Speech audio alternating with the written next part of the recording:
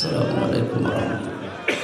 الحمد لله رب العالمين والصلاة والسلام على رسوله الأمين وعلى آله وأصحابه وأتباعه أجمعين ليلا ونهارا في الطرفين.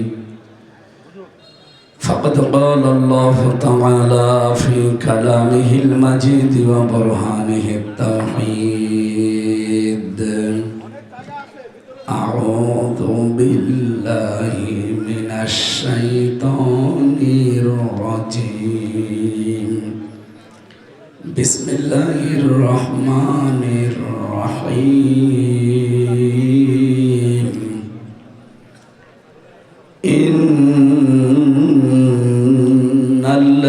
إن الله وملائكته يصلون على النبي يا أيها الذين آمنوا صلوا عليه وسلموا تسليما.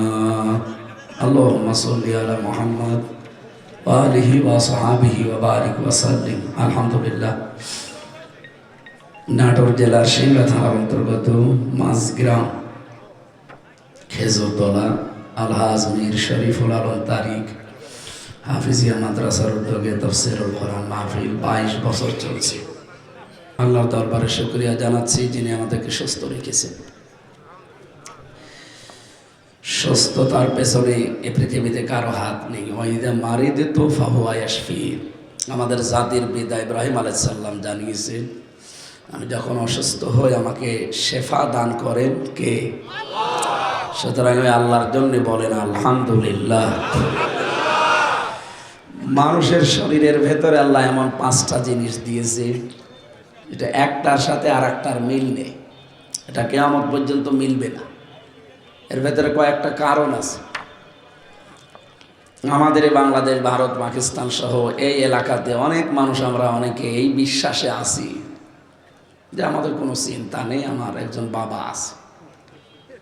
সে বাবা বিভিন্ন রকমের হতে পারে, কথা বোঝে? ঠিক আছে, কারো ওপরে যে ভরসা করে লাভ নেই, তার এই মানে বাস্তবতা এই 5টা জিনিস। তার ভেতরে 1 নাম্বার এই চামড়া। এই ৯,৭৬৮ প্রকার চামড়া দিয়েছেন এই 3.5 হাত বডির ভেতরে। একটা চামড়ার সাথে আর একটা চামড়ার কোনো মিল নেই। এমনকি সারের চামড়া আমার চামড়া দেখতে মনে হচ্ছে একরকম, ওনার চামড়া কেটে যাক, আমার চামড়া কেটে ওনারে লাগিয়ে দেবেন, পছন্দ হবে। ওনার চামড়া যদি সত্যি ভালো বানাতে হয়, ওনার শরীরের কোনো জায়গার চামড়া কেটে ওখানে লাগাতে হবে। এটার দ্বারা কি বুঝলেন? যে আমার চামড়ার সাথে ওনার চামড়ার কোনো মিল নেই। অথচ বহু ভণ্ড বাবা এই দেশে আমাদেরকে বোঝায় যে তোর কোনো চিন্তা নেই, আমি আছি, কিয়ামতে পার করে নিয়ে যাব। এটা যে ডাহা মিথ্যা কথা, এটার প্রথম প্রমাণ এই চামড়া। ওয়ালা তাজিরু ওয়াজিরাতু বিজরা উখরা, কেউ কারো বোঝা বহন করবে না। সুতরাং ওনার চামড়ার সাথে আমার চামড়া মেলে না। উনি আমারে বুঝ দেয় যে কিয়ামতে তোর চিন্তা নেই, আমি আছি, আর আমি বুঝে ফেলি উনি একটা ভণ্ড আর আমি একটা পাগল। উনি না, এরকম বহু বাবা দেশে নেই। আমাদের এই রাজশাহী, খুলনা, বরিশাল এই সমস্ত বিভাগগুলো তাও একটু আছে। এগুলো বেশি পাগল মানুষ সব চট্টগ্রাম আর সিলেট। এক একজনের 4-5টা করে বাবা। ওরা চিন্তা করে যে কোনো একজন হয়তো আমারে বোঝা বহন করবে। এটা সম্ভব না এই চামড়ার কারণে। এটা আল্লাহ বুঝিয়েছেন যে তোর চামড়ার সাথে চামড়া মেলে না। 2 নম্বরের কারণ হচ্ছে এই যে আঙ্গুলের ছাপ। এখানে 153টা রেখা আছে। আজ পর্যন্ত কারো সাথে কারো রেখা মেলেনি, কিয়ামতের আগে মিলবেও না। এটা আল্লাহ বোঝাতে চায় যে তোর রেখার সাথে ওর রেখা মেলে না, আর কিয়ামতে তোর বোঝাও নিয়ে চলে যাবে না। এটাও মিথ্যা কথা। 3 নম্বরে আমাদের মেলে না কণ্ঠের আওয়াজ, স্বর। বিজ্ঞান জানিয়েছে এই কয়েক ইঞ্চি জায়গা থেকে যে কথা আমরা বের করি, এখানে 27টা স্তর আছে। 27টা ধাক্কা খাওয়ার পর একটা কথা তৈরি হচ্ছে। আর এখানে পৃথিবীর কারো হাত নেই। হাত কার? খালাকাল ইনসান আল্লামাহুল বায়ান। আল্লাহ বলেন আমি বানিয়েছি মানুষ। আর একে কথা বলা আমি শিখিয়েছি। কথা যদি বন্ধ করে দেয় তামাম দুনিয়া একদিকে হয়ে গেল, আপনি কথা বলতে পারবেন? জাতীয় কবি নজরুল কত বছর কথা বলতে পারেন নাই। এই যে আমি আজ ৬-৭ দিন কথা বলতে পারি না, খুব জোর করে বলছি। বিজ্ঞান তো এটা জানিয়েছে, কোরআনের ব্যাখ্যা, হাদিস শরীফের ব্যাখ্যা হচ্ছে প্রত্যেকটি স্তরে একজন করে ফেরেশতা বসা আছে। এর কাছে এর কাছে এভাবে দিতে দিতে ২৬ নাম্বার জায়গায় যখন দেয়, সর্বশেষ ফেরেশতা কথাটা ধরে যখন দুনিয়াতে মানে ডেলিভারি দেবে, তখন দেখে যে কার কণ্ঠের সাথে এই কথাটা মিলবে। সবার কণ্ঠের আওয়াজ যদি একরকম হতো, এখন রাত 12টায় বাড়ি যেয়ে যদি স্যারের বাড়িতে আমি সালাম দিতাম, ম্যাডাম যদি বেরিয়ে আসতো, বলেন তো বাবা শাহজালাল সব হালাল হয়ে যেত না? কণ্ঠের আওয়াজ ২৬ নাম্বার পর্যন্ত ঠিক আছে, ২৭ নাম্বার জায়গায় যে যদি সবার আওয়াজ এক হয়ে যেতে, দুনিয়ায় চলাফেরা করা যেত না। আমার আওয়াজ ওনার সাথে মেলে না। আমি আবার বলছি, কিয়ামতে উনি আমারটা বহন করে পার করে দেবে, এটা ডাহা মিথ্যা কথা। ৪ নাম্বার যেটা মেলে না সেটা হচ্ছে জহব্বার আস্বাদন স্তর। বিজ্ঞান এখন জানিয়েছে আমার এই যে স্বাদ নেই খাবারের, ১,৫০,০০,০০০ আস্বাদন স্তর আছে আমার জহব্বার ভেতরে। ৩৫৭ প্রকার খাবার যদি একবারে দেন, ও আলাদা আলাদা স্বাদ বলে দিতে পারবে। এই জহব্বায় আল্লাহ এই জিনিসটা দিয়ে রেখেছে। বাংলাদেশ সহ বিশ্বে আমি যত দেশে গেছি, কোনো রেস্তোরাঁয়, কোনো হোটেলে, এমন কোনো বাড়িতে আমি ৩৫৭ প্রকার খাবার আমি একবারে রান্না করতে দেখিনি। আপনি পেয়েছেন? বাংলাদেশের গাজীপুর, কাপাসিয়া, ওখানে নিরিবিলি একটা হোটেল আছে, ওখানে ১৮০ প্রকার খাবার বানায়। আমি নিজেই দেখেছি। কাঁঠালের পাতা ভর্তা করে বলে এটাও একটা খাবার। মালিক শান্ত মেয়েরা আমি জিজ্ঞাসা করলাম কে দিয়েছে, হুজুর এটা কাঁঠালের পাতা ভর্তা। এই আপনার ১৮০ প্রকার, বাঁশের পাতা ভর্তা, পেয়ারার পাতা ভর্তা, এই মিলে সব কত? আমার জহব্বায় আল্লাহ আস্বাদন স্তর দিয়েছে কত? ৩৫৭টা। এত প্রকার খাবারে কোনো হোটেলে রান্নাও হবে না।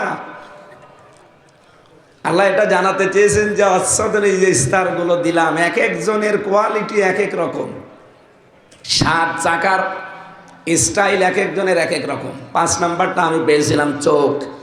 এখানে আল্লাহ মনি দিয়েছেন, কর্নিয়া দিয়েছেন, লেন্স দিয়েছেন, ইকুয়াল দিয়েছেন।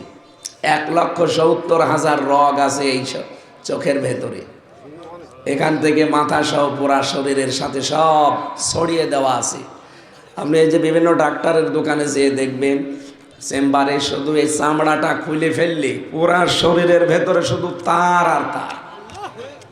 এই যে কি ইঞ্জিনিয়ারিং কায়দায় আল্লাহ বানিয়েছে, আপনি যদি একটা একটা করে খুলতে যান, আমার মনে হয় কিয়ামত হয়ে যাবে, তো একটা মানুষের এই তার খোলা সম্ভব না।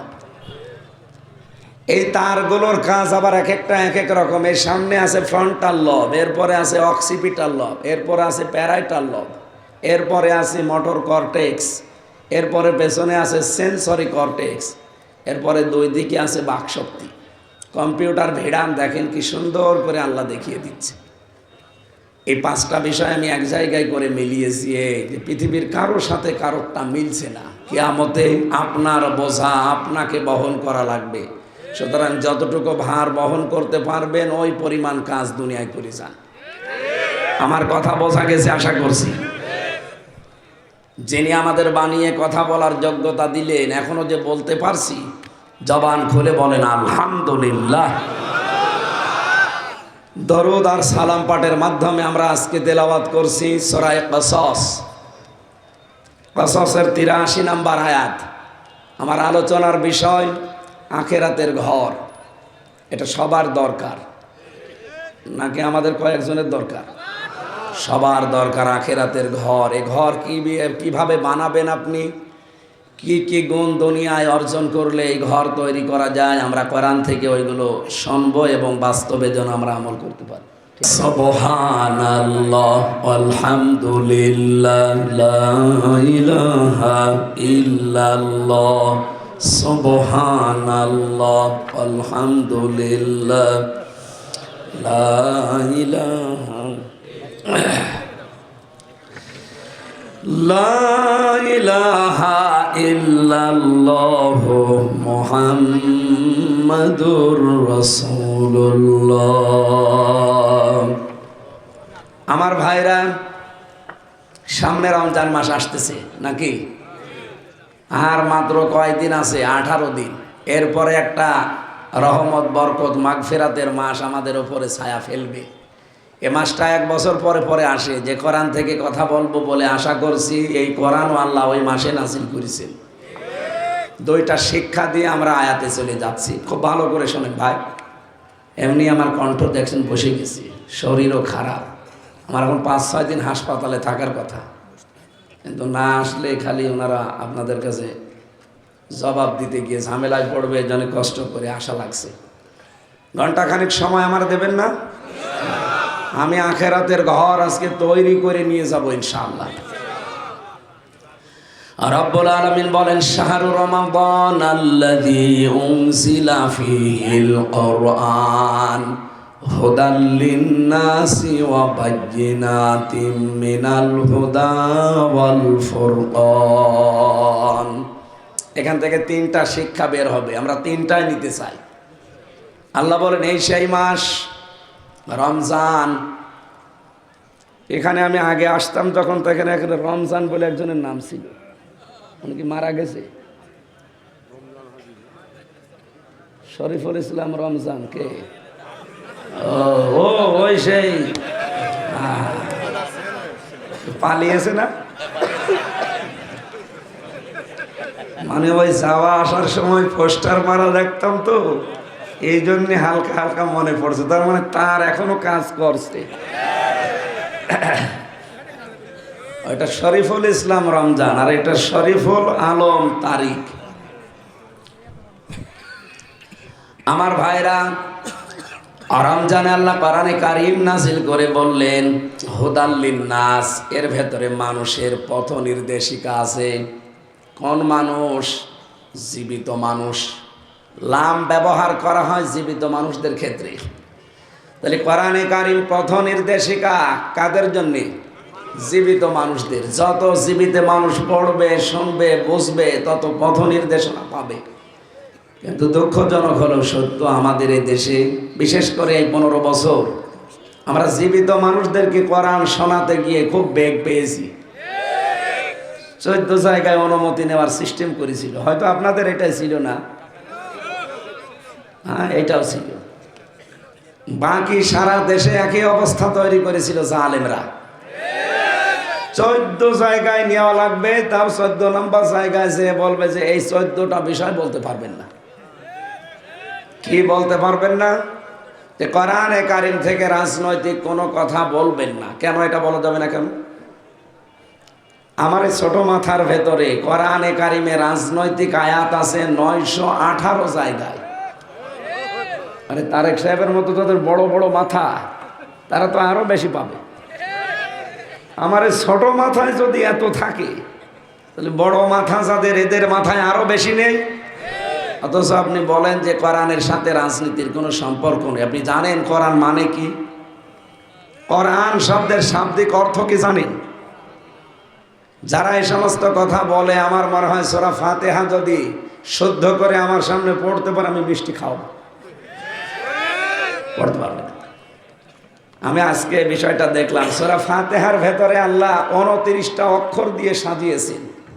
কয়টা? কোরআন পড়তে হলে অক্ষর লাগে কয়টা? এই ছেলে, এখানে কেন আসো? এখান থেকে দাও, কিচ্ছু লাগবে না। এখানে দিয়েছেন, এই যে এখানে দিয়েছেন, এই হুজুরকে দিয়ে আর আসবেন না। আমি যেটা বলছি এটা চিন্তা ভাবনার বিষয় ভাই। আপনার মন খুলে যাবে ইনশাআল্লাহ, জানা আর আসবেন না। বসেন, যেখানে আছেন ওখানে বসেন। কোরআন পড়তে হলে কয়টা অক্ষর লাগে জানো? 29টা। সূরা ফাতিহায় আয়াত আসে কয়টা? 29টা। এইভাবে সূরা ফাতিহা পড়ে 7টা। কয়টা? আপনি দেখবেন এই 7টা আয়াতের ভেতরে আল্লাহ কোরআনের 7টা হরফ দেননি। কয়টা? হ্যাঁ, একটা ছাত্র পেয়েছি আজকে, একেবারে আমি ধরে ধরে বোঝাবো। 7টা অক্ষর পড়া কোরআনের সূরা ফাতিহার 7 আয়াতে আল্লাহ দেননি। কেন দেননি? হাফেজ ইবনে হাজার আসকালানী রহমতুল্লাহ আলাইহি উনি একটা কিতাব লিখেছেন, আল মুনাব্বিহাত। এই কিতাবের যিনি বাংলা করেছেন আমাদের বাংলাদেশের একজন পীর, চট্টগ্রামের বাইতুল শরফের আল্লামা শাহ আব্দুল জব্বার রহমতুল্লাহ আলাইহি। পীর হতে হলে এরকম হওয়া লাগে। এখন অনেকে পীর হয়, পেটে বোম মারবেন, কোরআনের একটা অক্ষর বলতে পারবে না। এরকম পীর নেই দেশে? পীর ছিলেন ওইটা। উনি আরবি কিতাবটার বাংলায় লিখেছেন সূরা ফাতিহার এই যে 7টা হরফ আল্লাহ দিলেন না কেন? প্রতিটি হরফে অবশ্যই কোনো না কোনো কিছু লুকিয়ে আছে। আপনি সূরা ফাতিহায় দেখবেন সা অক্ষর নেই। কোন অক্ষর? সা। আলিফ বা তা, সা কেন নেই? উনি জানাতে চেয়েছেন সা দিয়ে একটা শব্দ তৈরি করা যায়, সেটা সাবুর। সা বা র, সবর না, সোয়াদ বা র সবর মানে ধৈর্য, আর সা বা র সবর মানে ধ্বংস। কোরআনে কারিমের সূরা ফাতিহার 7টা আয়াতে আল্লাহ এমন কিছু লুকিয়ে রেখেছেন, যদি কারো জীবনে এগুলো মিলে যায় তাকে আল্লাহ কোনোদিন ধ্বংস করবেন না। এখন বলার দরকার নেই, বাড়ি যেয়ে বলবেন সুবহানাল্লাহ। 2 নম্বরে আপনি দেখবেন জিম অক্ষর নেই। কোন অক্ষর? জিম দিয়ে কোরআনে যত শব্দ তৈরি করা অধিকাংশই দেখবেন জাহান্নাম। আপনি সূরা ফাতিহার 7টা আয়াত পড়বেন, আমল করেন যদি দুনিয়ার জীবনে, 7টা জাহান্নামের যে দরজা সব আল্লাহ বন্ধ করে দেবে। 3 নম্বরে অক্ষর পাবেন না এখানে খ। কি বললাম? খ দিয়ে শব্দ হয় খব্বারিন। খব্বারি শব্দের শাব্দিক অর্থ হচ্ছে ভবঘুরে, উদ্দেশ্যহীন। আর একটা খারাপ শব্দ আছে লম্পট। আপনি যদি সূরা ফাতিহা পড়তে পারেন আর জীবনে মিলাতে পারেন, কোনোদিন আপনার চরিত্রে লম্পটের যে ভাব এটা আসবে না, আল্লাহ দূর করে দেবে এটা। আজ লম্পটের ভাব বাংলাদেশে অনেকের চরিত্রে নেই, নাম ধরা লাগবে। 4 নম্বরে আপনি দেখবেন এর ভেতরে সিন নেই। কি? সিন না, সিন দিয়ে সাকাওয়াত মানে সৌভাগ্যশালী, আর সিন দিয়ে সাকাওয়াতুন মানে দুর্ভাগা। কোরআনে কারিমের এই সূরা ফাতিহা কেউ যদি পড়ে 7টা আয়াত জীবনে মিলাতে পারে, আল্লাহ তার ভাগ্য কোনোদিন ভাগ্য হত করবে না, তার ভাগ্য সুপ্রসন্ন হবে।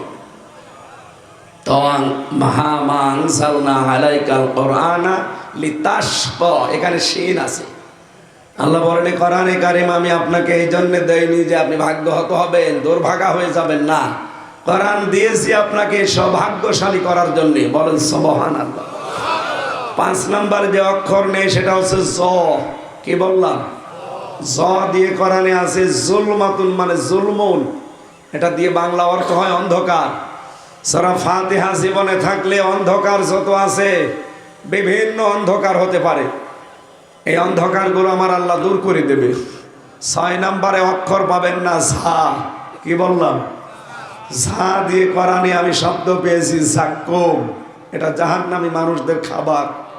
তার মানে সূরা ফাতিহা পড়লে জাক্কুম নামক খাবার থেকে আল্লাহ আপনাকে বাঁচিয়ে রাখবে, জাহান্নামে আপনার যাওয়া লাগবে না। সর্বশেষ যে অক্ষরটা নেই সেটার নাম হচ্ছে ফা। ফা দিয়ে হয় ফিরাকুন, বাংলা অর্থ বিচ্ছেদ, বিচ্ছিন্ন।